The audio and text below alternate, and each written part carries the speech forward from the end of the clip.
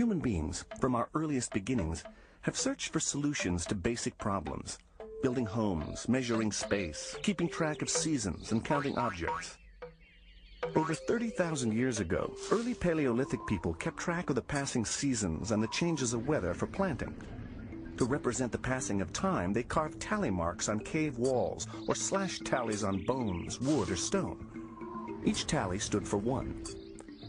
But this system was awkward when it came to large amounts, so symbols were eventually created that stood for groups of objects. Sumerian clay stones have been found that date to the 4th millennium BC.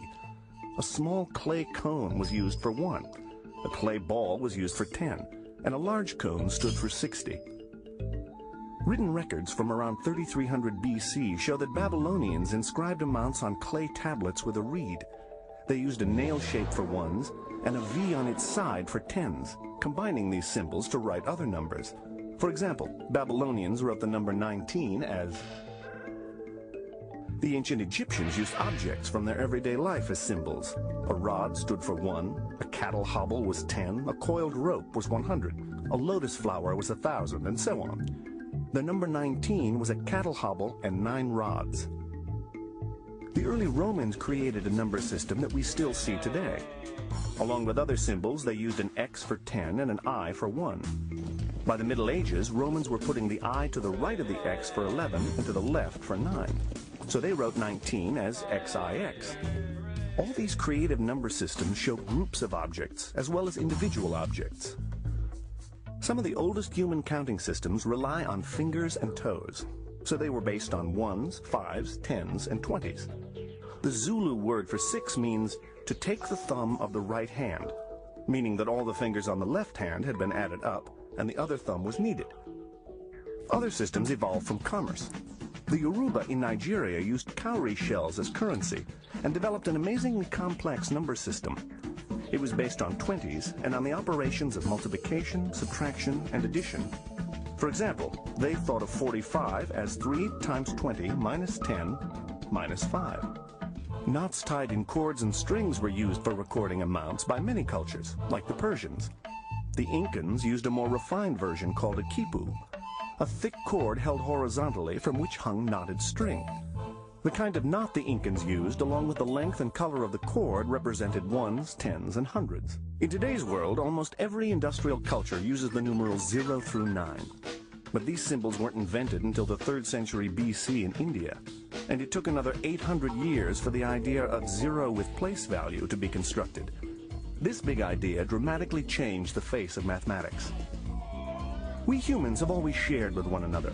When early cultures shared their food and water or wanted to divide their land in ways that were fair and equal, fractions gradually emerged as symbols for these fair share situations. The ancient Egyptians used unit fractions. Fractions where the numerator is 1, like 1/2, 1/3, and 1/5, and would add and halve these fractions. If they wanted to divide 3 loaves of bread equally among 5 family members, they'd first divide the first and second loaves into thirds.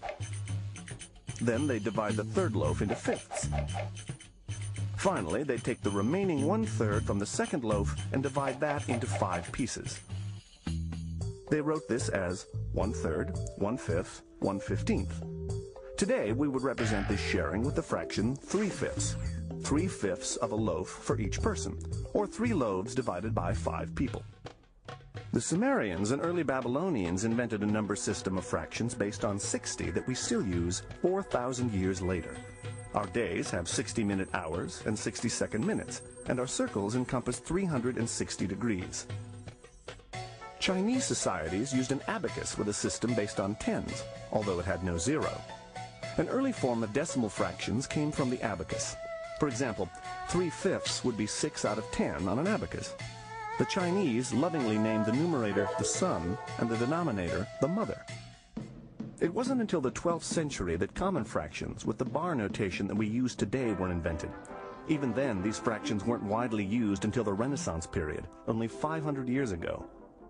Throughout history, every culture around the globe has created inventive ways to calculate. To solve a problem, say 12 times 15, early Russian peasants used a system of doubling and halving. When an odd number, halved, resulted in a fraction, they rounded down. Then they added the factors associated with the odd multipliers.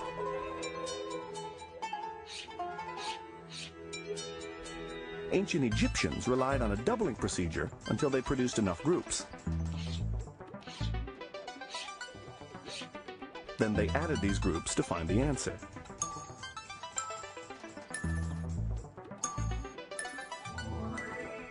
Across Europe and Asia during the Middle Ages, the abacus was the handheld calculator of its day, but only very few people knew how to use it, usually wealthy merchants and moneylenders. By simply moving beads that each had place value, an abacus was a highly efficient way to compute. Then, the great Arab mathematician Al-Khwarizmi introduced the Hindu-Arabic numerals 0 through 9 into North America and Europe and created new procedures for computation. These algorithms could be written onto paper. Over the centuries, learning the algorithms became the hallmark of an education, as students were taught to compute long columns of figures, borrow and carry, and do long division efficiently and reliably. They could now keep records of these procedures and check results. Today, complex calculations are done with a handheld calculator. This means students need the ability to check the reasonableness of the answer and to have a rich repertoire of mental math strategies to do that.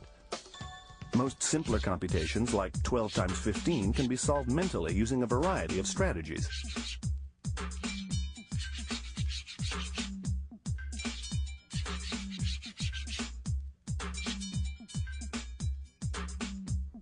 As we journey through the rich and vibrant history of mathematics, we can see how ideas and creations grew out of our very human need to solve the problems in our everyday lives.